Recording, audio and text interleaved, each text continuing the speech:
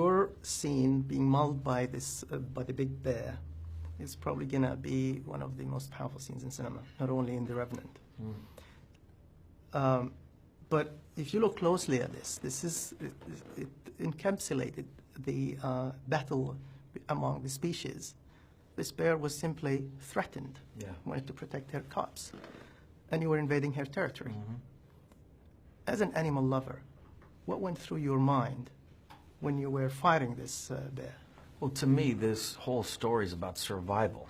It's about the survival of the creatures that you speak of, the indigenous populations that were first on that land, the survival of, you know, these American frontiersmen, these French frontiersmen, these English, that were all converging and doing whatever they could to survive during this harsh time period. But there's an undercurrent of this movie that I didn't quite realize when we took it on, and that is the story of man's trying to conquer nature. The extraction of these resources from this landscape was the first surge out west. The fur trade, you know, there was whale oil, there was the gold rush, but this was the fur trade. This was going into uncharted Amazon-like territory. And what happened to the indigenous people that lived there? The sort of the genocide, the loss of their culture, the extraction of the natural world. But this is a story that's going on. I'm doing a documentary simultaneously about climate change.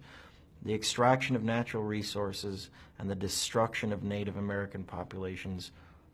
Native populations are going on all over the world, and it's really because of, you know, this capitalism and this force that is run rampant.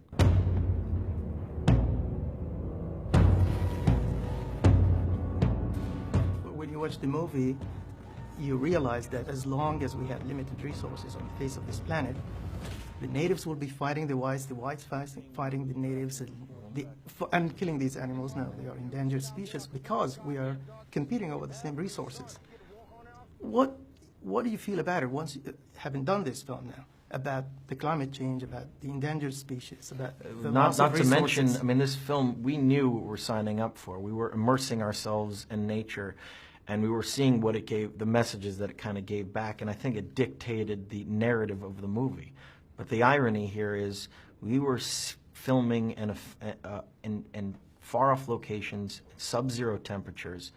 In 2015, 2014, we had some of the most unprecedented weather events in all of recorded history. This year is the hottest year in recorded history. The last couple months have been the hottest in recorded history. It started to happen up there in Calgary. We depended on snow and ice, as the entire world does, for our own survival and to make this movie. And unprecedented weather events that had never happened in that area happened to us, and we needed to shut down production. So I was simultaneously doing a film about climate change, and we were seeing these sort of tipping points starting to occur while we were making the movie. So it was this sort of insane juxtaposition of making a movie about the natural world and how nature has really given us, you know, the right to live on this planet, but it can so easily take everything away at the same time. And in a lot of ways, it's encapsulated in this story. And the irony is, I didn't even see that before I signed on, and it's kind of what we discovered while we were there. And do you think that this will make a difference, will encourage people to be aware of Look, I mean, the theme is there. When you make a movie, unlike a documentary, you can't be as literal. It's got to be poetic, and it's got to be done artistically. And if people look for it, it is in there, and it is in this movie. It is for me, anyway.